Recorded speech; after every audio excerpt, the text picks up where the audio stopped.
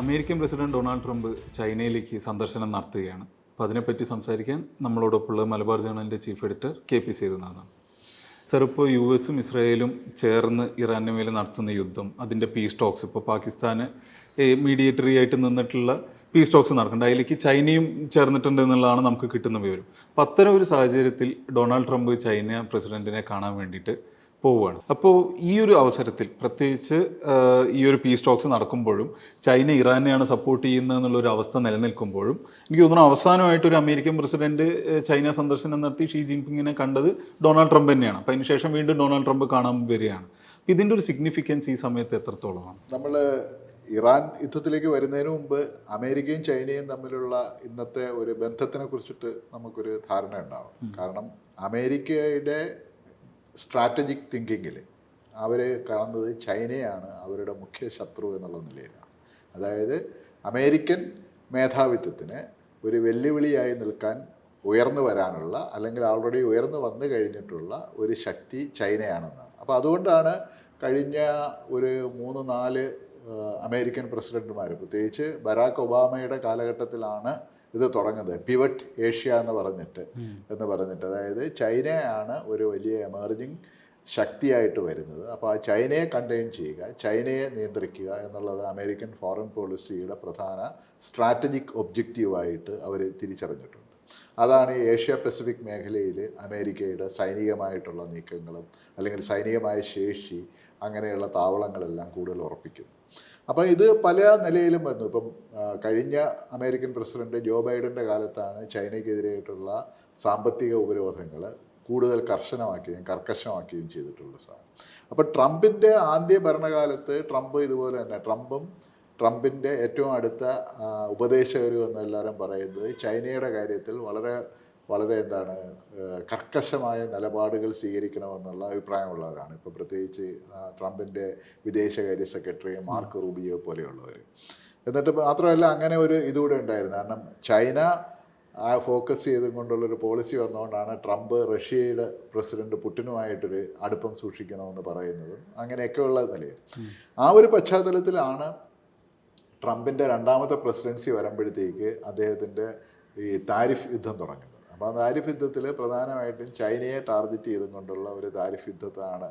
അത് മറ്റുള്ളതെല്ലാം ഇൻസിഡൻ്റൽ ആണെന്നുള്ളതായിരുന്നു. പ്രധാനമായിട്ടും ചൈനയാണ് ഫോക്കസ് എന്നുള്ളതായിരുന്നു ആദ്യം എല്ലാവരെയും ധാരണ. പക്ഷേ ഇതിനെല്ലാത്തിനെയും ഇത് ചെയ്തുകൊണ്ട് ട്രംപ് എന്താ ചെയ്തതെന്ന് പറഞ്ഞു കഴിഞ്ഞാൽ ചൈനയേക്കാൾ കൂടുതൽ അമേരിക്കയുടെ അടുത്ത സഖ്യകക്ഷികളെന്ന് പറഞ്ഞ യൂറോപ്യൻ യൂണിയനും അല്ലെങ്കിൽ അമേരിക്കയായിട്ട് വലിയ സൗഹൃദമുണ്ടെന്ന് പറയുന്ന ഇന്ത്യ പോലുള്ള രാജ്യങ്ങൾക്കും ആണ് ടാരിഫിൻ്റെ ഏറ്റവും കൂടുതലായിട്ടുള്ള തിക്തഫലങ്ങൾ അനുഭവിക്കേണ്ടി വരുന്നതെന്ന് പറയുന്ന സാധനം. കാരണം അപ്പോൾ ഈ ഒരു ബാലൻസ് ഓഫ് ഇതിൻ്റെ ഈ രണ്ട് രാജ്യങ്ങളും തമ്മിലുള്ള ലോകത്തിലെ ഏറ്റവും വലിയ സാമ്പത്തിക ശക്തികൾ, ഒന്നാമത്തത് അമേരിക്കയും രണ്ടാമത്തത് ചൈനയും, അതുപോലെ തന്നെ ചൈനയും എമർജിങ് ആസ് ഒരു വലിയ സൈനിക ശക്തിയായിട്ട് എമർജ് ചെയ്യുന്നു. അപ്പോൾ ഈ ഒരു സമയത്താണ് അമേരിക്കൻ ഈ പ്രസിഡന്റ് ട്രംപ് ചൈന സന്ദർശിക്കുന്നത്, ഉച്ചകോടി സന്ദർശിക്കുന്നത്. അതിൻ്റെ ഇമ്മീഡിയറ്റ് ആയിട്ട് ഇപ്പം നേരത്തെ ഹരി പറഞ്ഞ ഈ ഒരു ഇറാൻ വാറും ഇറാൻ യുദ്ധവും അത് ജിയോ പൊളിറ്റിക്കലി ഉണ്ടാക്കിയിട്ടുള്ള സംഘർഷാവസ്ഥയും തീർച്ചയായും ഒരു പ്രധാന വിഷയം തന്നെയാവും എന്നുള്ളൊരു സംശയമില്ല. നമ്മളെയൊക്കെ സംബന്ധിച്ചിടത്തോളം, അല്ലെങ്കിൽ ലോകത്തിലെ ഒട്ടുമിക്ക ആളുകളെ സംബന്ധിച്ചിടത്തോളം, പ്രത്യേകിച്ച് മാധ്യമ പ്രവർത്തനം ചെയ്യുന്ന ആൾക്കാർ അല്ലെങ്കിൽ പോളിസി മേക്കേഴ്സിനെയൊക്കെ സംബന്ധിച്ചിടത്തോളമുള്ള വലിയൊരു പ്രശ്നങ്ങളിൽ ഒന്ന് എന്താ വെച്ചാൽ നമ്മളെപ്പോഴും കേൾക്കുന്നത് അമേരിക്കയുടെ സൈഡിൽ നിന്നാണ്. അതായത് അവരുടെ പോളിസി മേക്കേഴ്സ് അല്ലെങ്കിൽ അവരുടെ തിങ്ക് ടാങ്കുകളിൽ നിന്നൊക്കെയാണ് നമുക്ക് ഇൻഫർമേഷൻ കിട്ടുന്നത്. അപ്പോൾ ചൈനയുടെ ഒരു സൈഡ് നമുക്ക് അത്ര ആക്സസിബിൾ ആയിട്ടുള്ള ഇൻഫർമേഷൻസ് കിട്ടുന്നത് കുറവാണ്. കാരണം അറിയാലോ, ലോകം കീഴടക്കി ഭരിക്കുന്ന ഒരു തരത്തിൽ അമേരിക്കയാണല്ലോ നിലനിൽക്കുന്നത്. അപ്പോൾ അത്തരത്തിലൊരു അവസ്ഥയിൽ ഇപ്പോൾ ഇതിൽ ചൈനയ്ക്കുള്ള ഒരു അഡ്വാൻറ്റേജ് അല്ലെങ്കിൽ അവർക്കുള്ള ഒരു സിഗ്നിഫിക്കൻസ് എന്തായിരിക്കും ഇക്കാര്യത്തിൽ? അല്ല, ഇതിലിപ്പം വളരെ പ്രസക്തമായിട്ടുള്ളൊരു പോയിൻ്റാണ് ഹരി ഉന്നയിച്ചത്. പ്രധാനമായിട്ടും ഈ നമ്മളുടെ ഒരു 90%, പ്രത്യേകിച്ച് നമ്മൾ കേരളത്തിലോ ഇന്ത്യയിലോ ഇരിക്കുന്ന ഒരു ആളുകളെ സംബന്ധിച്ചിടത്തോളം നമ്മൾക്ക് കിട്ടുന്ന ഇൻഫർമേഷൻ മുഴുവൻ വെസ്റ്റേൺ മാധ്യമങ്ങളിൽ നിന്നോ അല്ലെങ്കിൽ വെസ്റ്റേൺ ഇൻസ്റ്റിറ്റ്യൂഷൻസിൽ നിന്നുമാണ് അത് കിട്ടുന്നത്. അപ്പോൾ അവരുടെ പെർസ്പെക്റ്റീവാണ്, അവർ ഏത് നിലയിലാണ് ഇതിനെ ഫ്രെയിം ചെയ്യുന്നത്, ആ ഒരു പെർസ്പെക്റ്റീവിലാണ് നമ്മുടെ മുന്നിൽ ഈ വിവരങ്ങൾ മുഴുവൻ വരുന്നത്. ഒരു ചൈനീസ് പെർസ്പെക്റ്റീവിലോ അല്ലെങ്കിൽ ചൈനയുടെ താല്പര്യങ്ങളുടെയോ ഉള്ള വിവരങ്ങൾ നമ്മൾക്ക് കിട്ടണമെന്നുണ്ടെങ്കിൽ നമ്മൾ ഏതെങ്കിലും സ്പെസിഫിക് ആയിട്ട് ആ നിലയിലുള്ള ഏതെങ്കിലും ഒരു ഇൻസ്റ്റിറ്റ്യൂഷനെയോ അല്ലെങ്കിൽ മാധ്യമങ്ങളെയോ ആശ്രയിക്കേണ്ടി വരും. ഇപ്പം ചൈനീസ് ഇപ്പോൾ ഗ്ലോബൽ ടൈംസ് എന്ന് പറയുന്ന ചൈനയിലെ ഒരു ഇംഗ്ലീഷ് പ്രസിദ്ധീകരണമുണ്ട്, അല്ലെങ്കിൽ ഷിൻഹുവ ന്യൂസ് ഏജൻസി എന്ന് പറയുന്ന ചൈനയുടെ ഔദ്യോഗിക ഏജൻസിയുണ്ട്. പിന്നെ ഇപ്പോഴും ചില ചൈനീസ് ഇതായിട്ടുള്ള ചില തിങ്ക് ടാങ്കുകളും വരുന്നുണ്ട്, പ്രത്യേകിച്ച് ഇംഗ്ലീഷിലും എല്ലാം വരുന്ന ചില സാധനങ്ങളും വരുന്നുണ്ട്. പക്ഷെ അത് കൃത്യമായി അന്വേഷിച്ച് പോയാൽ മാത്രമേ നമുക്ക് അതിനകത്തു നിന്നുള്ള ഒരു വിവരം കിട്ടുമെന്നുള്ളൊരു സാഹചര്യമുണ്ട്.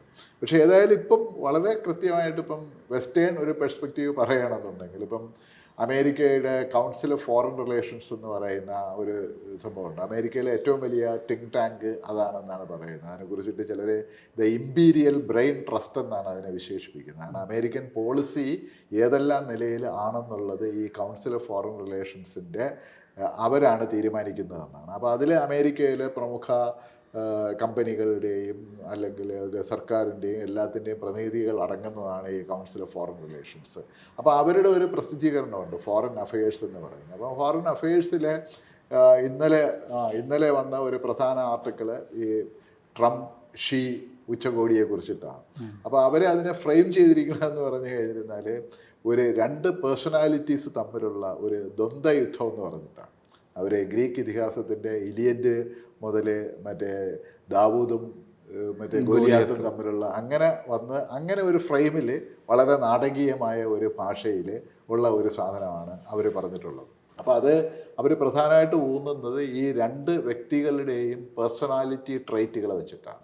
അതായത് അപ്പോൾ ട്രംപ് ഇങ്ങനെ വളരെ ഇതായിട്ടുള്ള അദ്ദേഹം അമേരിക്കയുടെ പിന്തുടരുന്ന എന്താ പറയുന്ന സാധാരണഗതിയിലുള്ള ഡിപ്ലോമാറ്റിക് ആയിട്ടുള്ള കാര്യങ്ങളൊന്നും നോക്കാതെ സ്വന്തം ഇമ്പൾസീവായിട്ട് തീരുമാനങ്ങൾ എടുക്കുന്ന ഒരു വ്യക്തി എന്നുള്ള നിലയിലും, ഷീ ജിൻപിങ്ങിനെ അവിടെ ചൈനയിലെ മുഴുവൻ പരമാധികാരിയായിട്ടുള്ള ഒരു സാധനം എന്നുള്ളത്. അപ്പോൾ അങ്ങനെയുള്ള രണ്ട് വ്യക്തികൾ തമ്മിലുള്ള ഒരു ഇതിൽ എന്നുള്ള നിലയിലാണ് ആ ഒരു ഫ്രെയിംവർക്കിലാണ് വരുന്നത്.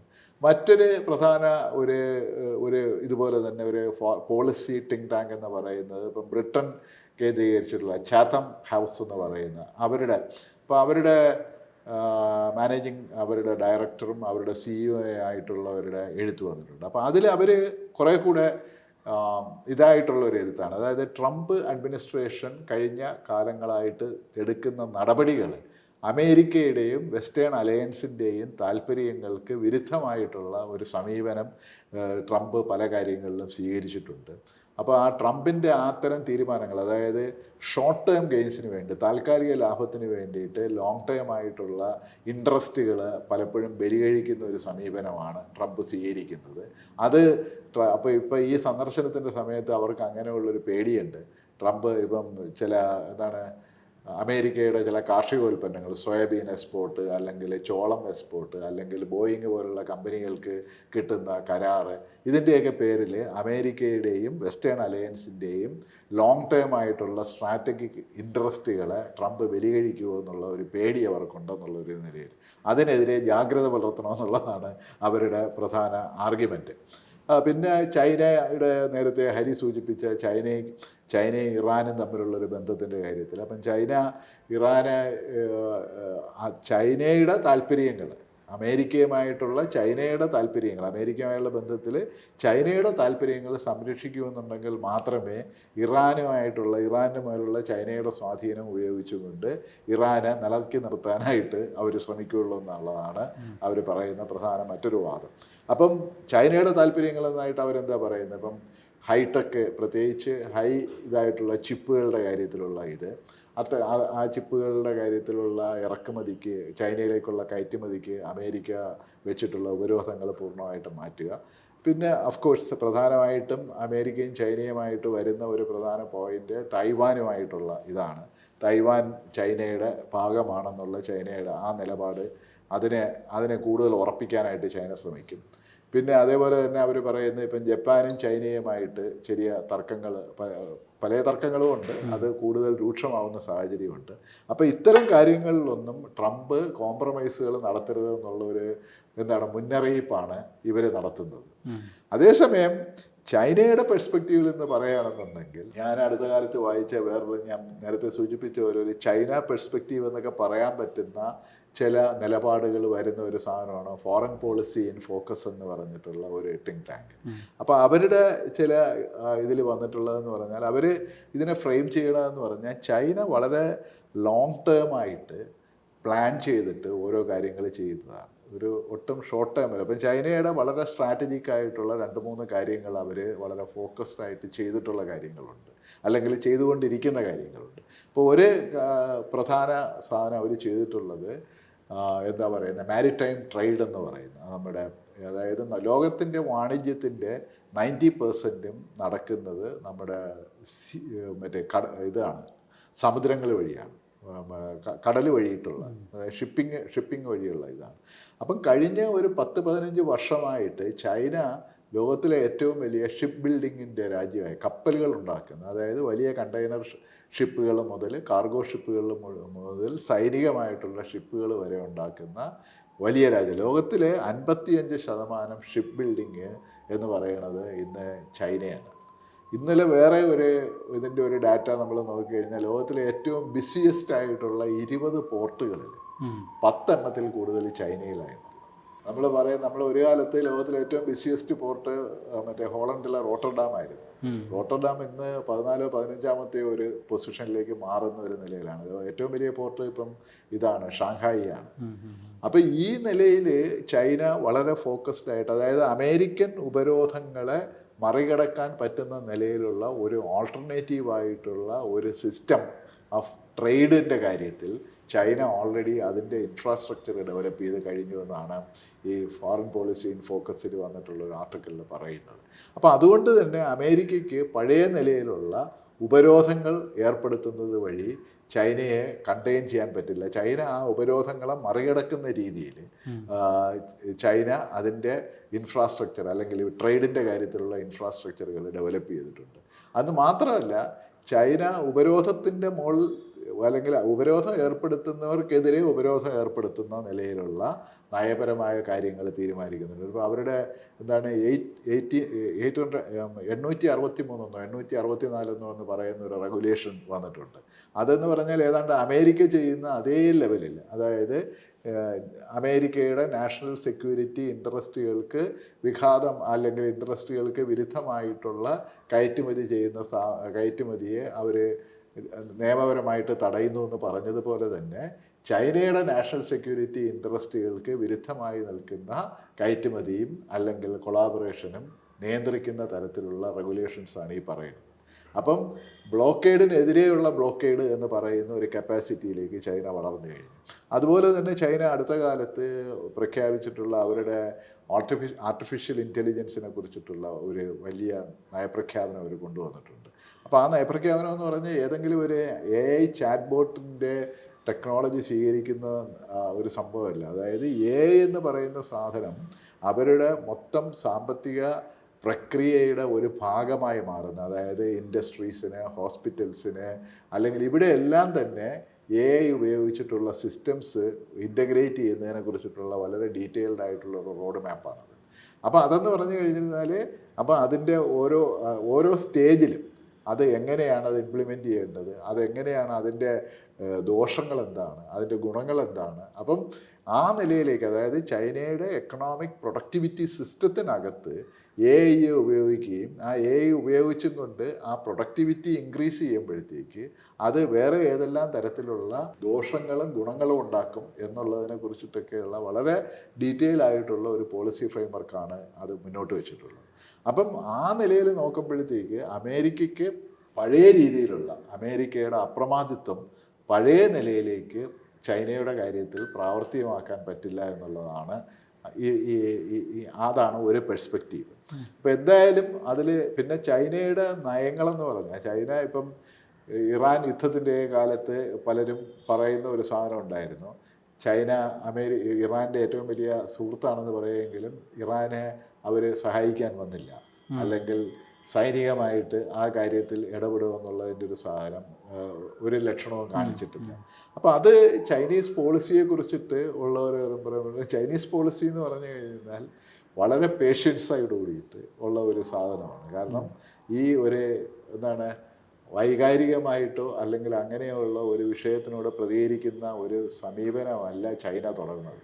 ചൈന വളരെ ലോങ് ടേമായിട്ട് വളരെ കാര്യമായിട്ട് ലോങ് ടേമിൽ അവരുടെ താല്പര്യം എന്തായിരിക്കും എന്നറിഞ്ഞുകൊണ്ട് പ്രവർത്തിക്കുന്ന ഒരു രാജ്യമാണെന്നുള്ള നിലയിൽ അതിപ്പോൾ ഈ വെസ്റ്റേൺ ഒബ്സർവേഴ്സും പറഞ്ഞിട്ടുണ്ട്. അവരും ട്രംപിനെ പോലെയുള്ള ആൾക്കാർക്ക് മുന്നറിയിപ്പ് നൽകുന്നതാണ്. ചൈനയുടെ സ്ട്രാറ്റജി എന്ന് പറഞ്ഞാൽ ഇതാണ്, നിങ്ങൾ പോയിട്ട് ഇമ്പൾസീവായിട്ട് അതിൽ ചെന്ന് ആ ട്രാപ്പിൽ വീഴരുത് എന്ന് പറഞ്ഞിട്ടുള്ളൊരു സാധനമാണ്.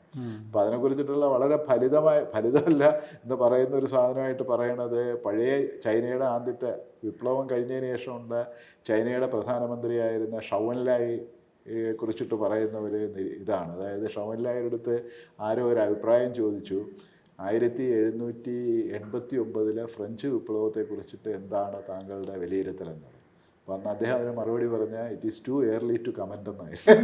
അതായത് ആ നിലയിൽ 1789 നടന്ന ഫ്രഞ്ച് വിപ്ലവത്തിനെ കുറിച്ച് എന്തെങ്കിലും പറയുന്നത് വളരെ നേരത്തെ ആയി പോകും എന്ന് പറയുന്ന നിലയിലുള്ള ഒരു പോളിസി പെർസ്പെക്റ്റീവാണ് ചൈന പിന്തുടരുന്നത്.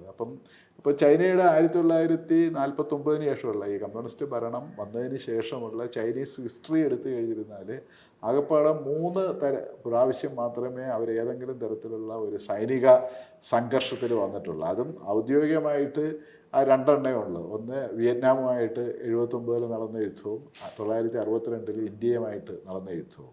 അതിനു മുമ്പ് സോവിയറ്റ് യൂണിയനുമായിട്ട് 60കളിൽ ഒരു വലിയ ബോർഡർ ക്ലാഷ് ഉണ്ടായിട്ടുണ്ടെന്ന് പറഞ്ഞിട്ടുണ്ട്. പക്ഷേ അത് 2 രാജ്യങ്ങളും ഔദ്യോഗികമായിട്ട് അങ്ങനെ ഒരു ഇത് നടന്നതായിട്ട് സ്ഥിരീകരിച്ചിട്ടില്ല. അപ്പോൾ അവർ എപ്പോഴും അതുകൊണ്ടാണ് ചൈന പറയണത് ഞങ്ങളൊരിക്കലും ഒരു രാജ്യത്തെ കടന്നാക്രമിച്ചിട്ടില്ല, ഞങ്ങളെ മറ്റുള്ളവർ ആക്രമിച്ചിട്ടേ ഉള്ളൂ. ഇപ്പോൾ ജപ്പാനായാലും ശരി അമേരിക്ക ആയാലും ശരി അങ്ങനെയുള്ള നിലയിൽ അല്ലാതെ ഞങ്ങളൊരിക്കലും ഒരു അഗ്രസറായിട്ടില്ല. അപ്പോൾ അതുകൊണ്ട് തന്നെ ആ നിലയിലാണ് അവരവരുടെ പോളിസി ഫ്രെയിംവർക്ക് ഇത് ചെയ്യുന്നത്. പക്ഷേ എന്തായാലും അമേരിക്കയെ സംബന്ധിച്ചിടത്തോളം ലോകത്തിനെ സംബന്ധിച്ചിടത്തോളം വളരെ ക്രൂഷ്യലായിട്ടുള്ള ഒരു ഉച്ചകോടിയായിരിക്കും ട്രംപും ഷീ ജിൻപിങ്ങും തമ്മിൽ നടക്കുന്നത്.